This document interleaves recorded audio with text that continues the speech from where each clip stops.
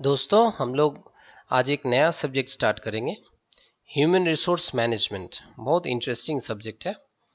ये BBA MBA में specialisation भी होता है और बहुत लेवल में ये ओवरऑल मैनेजमेंट का एक पोर्शन भी रहता है। ह्यूमन रिसोर्स मैनेजमेंट या किसी किसी किसी लेवल में एक चैप्टर रहता है ह्यूमन रिसोर्स मैनेजमेंट। बहुत इंटरेस्टिंग सब्जेक्ट है। So let's start. ये आपका करियर भी हो सकता है अगर आप इसको अच्छे से समझें या इसको आप इम्प्लीमेंट करें अपने लाइफ में। So let's start. What is human resource and what is human resource management? मैं क्या नया बोलने वाला हूँ, ह्यूमन रिसोर्स क्यों बोल रहे हैं, अच्छे से समझिए, बहुत इंटरेस्टिंग है। एक ऑर्गेनाइजेशन में जितना तरह का रिसोर्स होता है, मतलब आप उसको 4 क्लासिफिकेशन कीजिए, कोई कोई उसको 8 क्लासिफिकेशन करते हैं, कुछ भी हो, लेकिन main, money, material, machinery, fundamentally या ट्रेडिशनली ये 4 क्लासिफिकेशन किया जाता है। मतलब जो आदमी उसके पास है, जो पैसा उसके पास है, वो मटेरियल या स्टॉक उसके पास है, जो मशीनरी उसके पास है या एसेट्स उसके पास है, मशीनरी और अदर रिसोर्स और अदर एसेट्स जो उसके पास है, जो भी एक्सेप्टिंग मेन, मतलब वो पहला छोड़ के बाकी तीनों अगर आप देखें, जितना भी क्लासिफिकेशन कर रहे हैं, मैं फिर से बोल रहा हूँ, कितना भी क्लासिफिकेशन कर लें, बाकी सब नॉन ह्यूमन रिसोर्सेस हैं या नॉन ह्यूमन फैक्टर्स हैं। लेकिन सिर्फ मेन जो है या पीपल और एम्प्लॉयज ऑफ एन ऑर्गेनाइजेशन जो है, वही है ह्यूमन एलिमेंट और वही है ओनली ह्यूमन फैक्टर। अब इसको रिसोर्स क्यों बोल रहे हैं, इसमें क्या है? पहले तो रिसोर्स नहीं बोलते थे, नॉर्मली एम्प्लॉयज बोलते थे हम लोग। तो अब ह्यूमन रिसोर्स क्यों बोल रहे हैं इसको, इसमें नया क्या है? पहले सोचा जाता था people are only cogs in the machinery. Cog in the machinery मतलब एक पूरा सिस्टम का बहुत छोटा सा हिस्सा है। मतलब उनको मान लिया जाता था कि वो बहुत लेस इम्पोर्टेंट है। पहले आप अगर मैनेजमेंट पढ़े हो, प्रिंसिपल्स ऑफ मैनेजमेंट पढ़े हो, तो वहाँ पर आप मोटिवेशन चैप्टर पढ़ते हैं। तो पहले क्या होता था, पहले सोचा जाता था हम लोग जैसा कॉन्ट्रैक्ट हुआ है, हम आपको उससे 8 घंटा काम करा सकते हैं, हम आपको एकदम carrot and stick policy apply कर सकते हैं, हम आपको जितना चाहे काम करा सकते हैं, आप उसमें आप कम, माने आपके लिए कंपलसरी है काम करना, आपका साइकोलॉजिकल या और कोई नीड्स मुझे समझने का जरूरत नहीं है। ये पहले का अप्रोच था। ग्रेजुअली समझा गया कि नहीं, पहले बोला जाता था इसको पर्सोनल मैनेजमेंट, पहले का एक नाम था। जब पहले का अप्रोच था तब पर्सोनल मैनेजमेंट बोला जाता था। आप शायद सुने भी हो, किसी किसी ऑर्गेनाइजेशन में अभी भी बोलते हैं, खास करके पुराने फैक्ट्रीज में personnel management department. Personnel management department मतलब तब उनको जस्ट पर्सोनल मतलब एम्प्लॉयज ट्रीट किया जाता था। ग्रेजुअली देखा गया कि अगर हमारे पास अचीवर्स नहीं हम रख सकते हैं, अगर हम हायर नहीं कर सकते हैं, एक्वायर नहीं कर सकते हैं बेस्ट एम्प्लॉयज को, और I should say suitable employees for my organisation, अगर हम उनको ठीक तरह से डेवलप नहीं कर सकते हैं, अगर हम उनको ठीक तरह से मेंटेन नहीं कर सकते हैं, मतलब वो रिटेन नहीं कर पाते हैं, तो एक ऑर्गेनाइजेशन का जितना भी रिसोर्स रहे, नॉन ह्यूमन रिसोर्सेज और नॉन लिविंग रिसोर्सेज जितना भी रहे, वो ऑर्गेनाइजेशन सक्सेसफुल नहीं हो सकता है। आप देख लीजिए किसी भी ऑर्गेनाइजेशन जो सक्सेसफुल है, आप सोनी लीजिए, आप टीसीएस लीजिए, इन्फोसिस लीजिए, कोई भी ऑर्गेनाइजेशन उठा लीजिए, ऑर्गेनाइजेशन में what ever be the level of automation, लेकिन उसमें अगर ह्यूमन रिसोर्सेज उसके क्वालिफाइड नहीं है, ह्यूमन रिसोर्स अगर टैलेंटेड नहीं है, परफॉर्मर्स नहीं है, स्टार परफॉर्मर्स नहीं है, तो ऑर्गेनाइजेशन लेकिन दूसरों से आगे कंपिटिटिव एडवांटेज जो उसका नहीं रहता है। एक ऑर्गेनाइजेशन तभी सक्सेसफुल हो सकता है और रह सकता है और भी ग्रो कर सकता है जब वो ऑर्गेनाइजेशन के पास अच्छे ह्यूमन रिसोर्सेज हैं। ये कब पॉसिबल है? जब हम वो एम्प्लॉयज़ को प्रॉपर रिस्पेक्ट देंगे, वो एम्प्लॉयज़ को ट्रू सेंस में most valued asset and significant asset of any organisation बोल के समझेंगे, तब तक ये पॉसिबल नहीं है। So gradually with the change in thought and management thoughts और school of thoughts, gradually it was realized that ये human are the most valuable और significant resource of any organisation. इसलिए उनको ग्रेजुअली बोला गया, they are not only cogs in the machinery, they are not only insignificant part of the organisation, they are the most valued asset of any organization. That's why they should be treated as resources. and the most valued resources. That's why they are termed as human resources, and the departments are nowadays termed as human resource department, not personnel department, और इसको बोलते हैं human resource management not personal management. तो fundamental ये difference है कि एक नज़रिया का फ़र्क है, एक व्यू पॉइंट जिससे आप देखते हैं उसका फ़र्क है।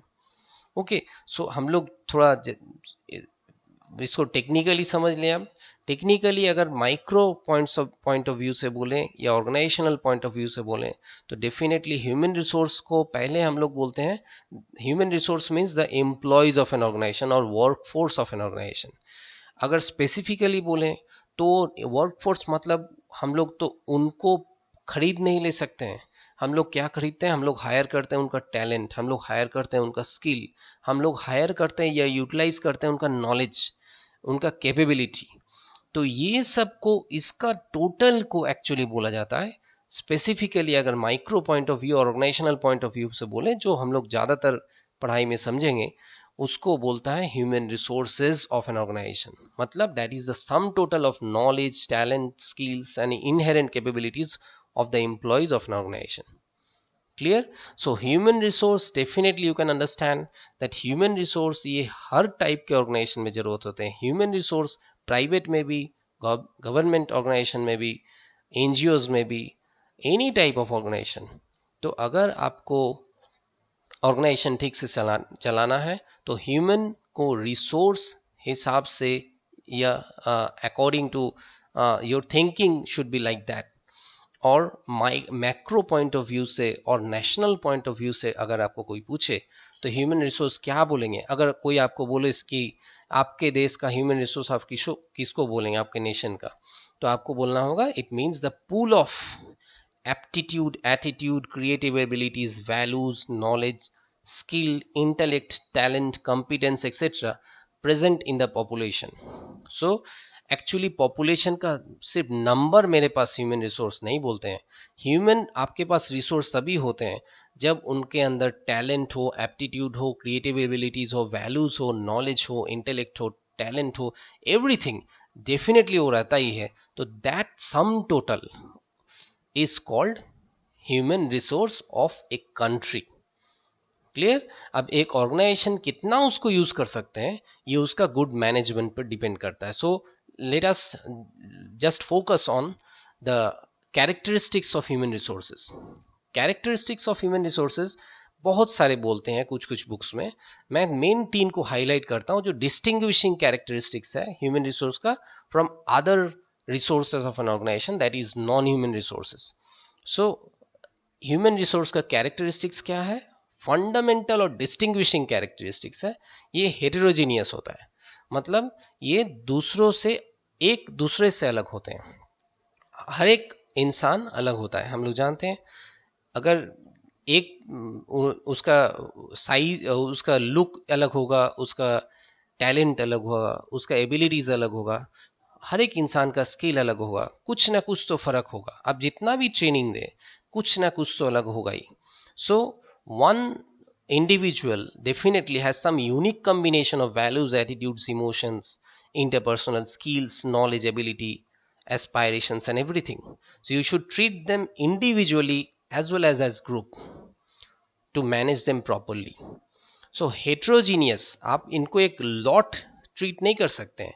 जैसे आप 2 मशीनरी खरीदते हैं, आइडेंटिकल फीचर्स और स्पेसिफिकेशन है तो वो सेम होंगे, लेकिन 2 human being, even if they have studied from the same school, college or university, they will have separate or distinguishing features or characteristics, abilities. They are separate identities, so they are separate or unique combinations of those features. Okay, so heterogeneous, first characteristics of human resource. Second, shaped by the environment and background.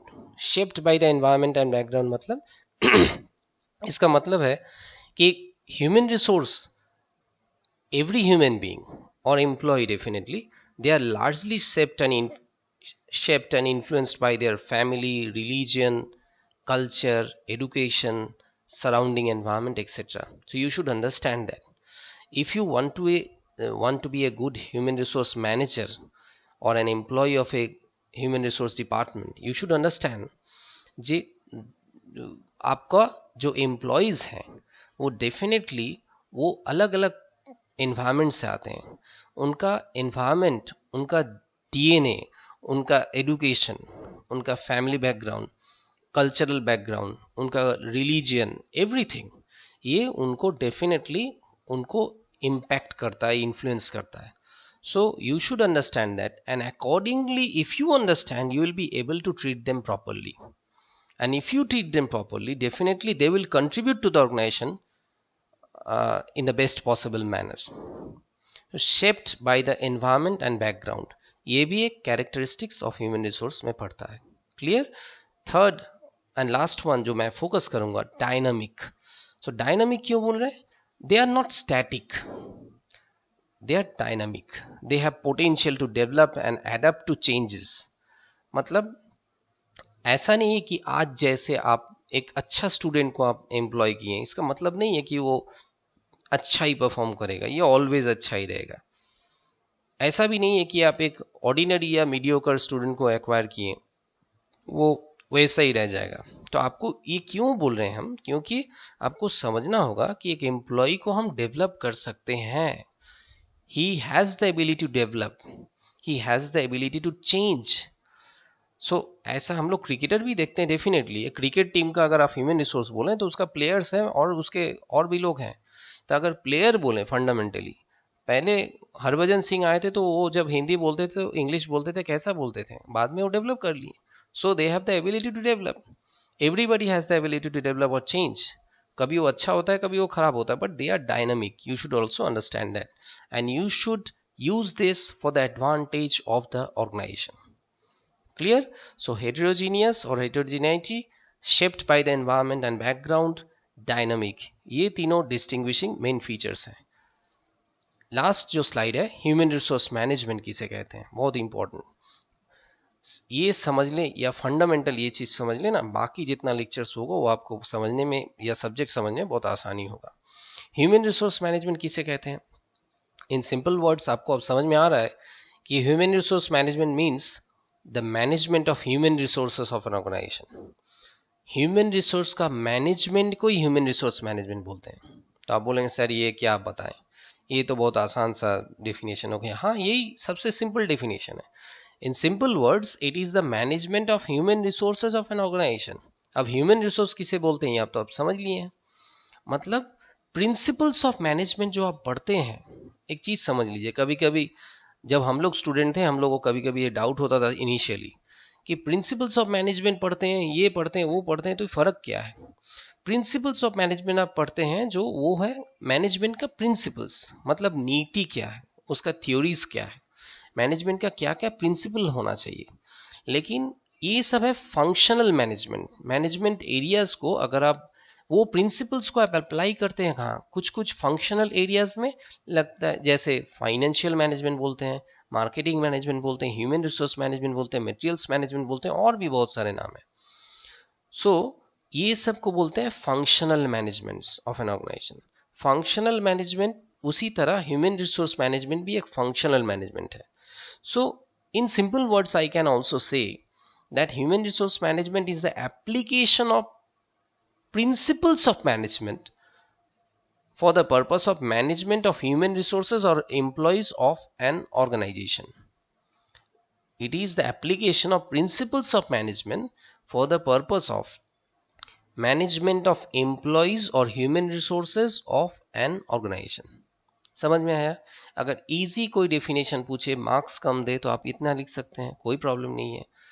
और उसको और थोड़ा समझ ले कि according to फ्लिपो, ये बहुत renowned इस फील्ड के एक्सपर्ट हैं, according to Flippo HRM is the planning, organising, directing and controlling of the procurement, development, compensation, integration, maintenance of human resources so that individual, organisational and social objectives are accomplished.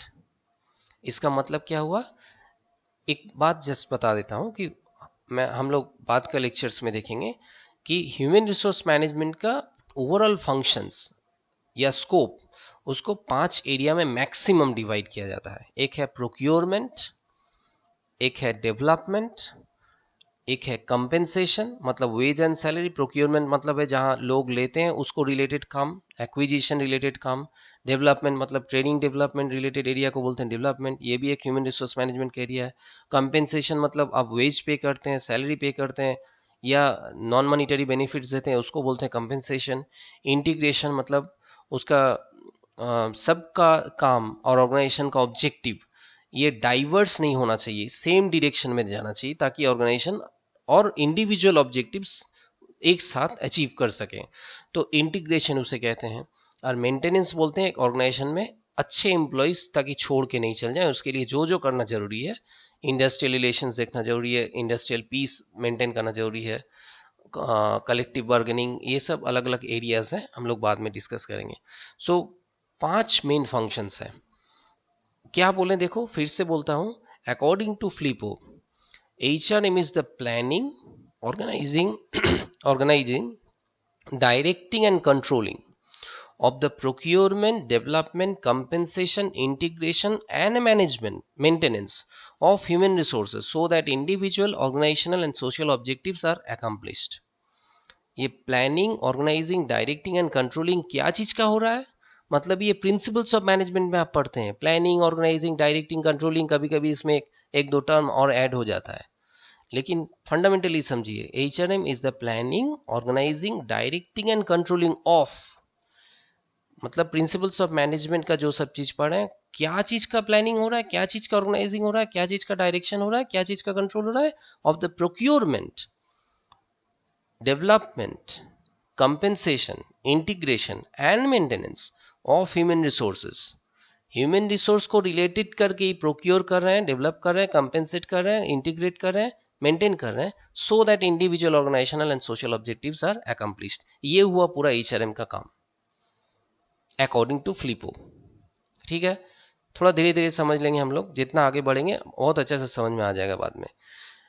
As per National Institute of Personnel Management NIPM, इसको India का NIPM जो है उसका definition क्या है थोड़ा समझ लेते हैं। HRM is concerned with people at work, their relationship within an enterprise, their integration and development so that they may contribute their best to its success. So HRM किसे बोल रहे हैं, people at, इसको किसको लेके कंसर्न है, people at work, ये बाहर का लोगों को लेके कंसर्न नहीं है, people at work उसको लेके, उनको लेके, their relationship with in an enterprise, आप घर में क्या करते हैं वो रिलेशनशिप लेके HRM फंक्शन डायरेक्टली नहीं कर सकता है, लेकिन ऑर्गेनाइजेशन में आप किस तरह दूसरों के साथ रिलेट करते हैं, आप सब एम्प्लॉयज के अंदर क्या रिलेशनशिप है, किस तरह वो काम करेंगे, ये टोटल चीज को structural as well as personal relationship with an organisation, within an organisation, their integration का मतलब अभी बोले, एंड डेवलपमेंट मतलब उनको डेवलप करना होगा according to the needs of the organisation, so that they may contribute their best to its success, मतलब उसका सक्सेस ऑर्गेनाइजेशन को उनके लिए वो बेस्ट कंट्रीब्यूट कर पाए, इसलिए उनको बेस्ट तरीका से, ऑप्टिमम तरीका से, मोस्ट सुटेबल वे में मैनेज करना, समझना, इसको ही बोलते हैं ह्यूमन रिसोर्स मैनेजमेंट। क्लियर, ये जस्ट बोल देता हूं कि ह्यूमन रिसोर्स मैनेजमेंट सिर्फ करंट नीड्स को नहीं, फ्यूचर नीड्स को भी याद रख के किया जाता है, मतलब आज मैं जो लोग हैं उनको भी मैं मैनेज कर रहा हूं, फ्यूचर में मेरा कितना लोग लगेगा वो भी मैं अकॉर्डिंगली प्रोक्योर करूंगा, स्ट्रेटेजी फॉर्मुलेशन करूंगा, ये सब चीज, ये स्ट्रेटेजिक अप्रोच है। पहले के टाइम में बोला जाता था, हम लोग फीचर्स नेक्स्ट वीडियो में डिस्कस करेंगे, पहले एक टाइम में बोला जाता था कि ह्यूमन रिसोर्स मैनेजमेंट एक टर्शियरी, एक मार्जिनल डिपार्टमेंट है, मतलब वो हम लोग जो ठीक करेंगे वो उसके बाद फंक्शन करेगा, लेकिन अब नहीं ऐसा बोला जाता है। Human resource management is considered as a central department, क्योंकि ये जानते हैं कि ह्यूमन रिसोर्स अगर नहीं सप्लाई दे पाए, वो अगर ठीक से नहीं मैनेज कर पाए, तो बाकी सब बेकार हो जाएगा। क्लियर, सो अच्छा से आई होप समझें कि ह्यूमन रिसोर्स किसे कहते हैं, ह्यूमन रिसोर्स मैनेजमेंट किसे कहते हैं। तो सबसे आसान, आपको अगर 2 नंबर 1 नंबर में आ जाए तो आप बोल सकते हैं It is the management of human resources of an organization. It is the application of principles of management for the purpose of management of employees of an organization. Clear? और थोड़ा ज़्यादा मार्क्स आए तो फ्लिपो का डेफिनेशन बहुत popular है, NIPF का definition बोल सकते हैं हम. ठीक है? Thank you very much. All the best.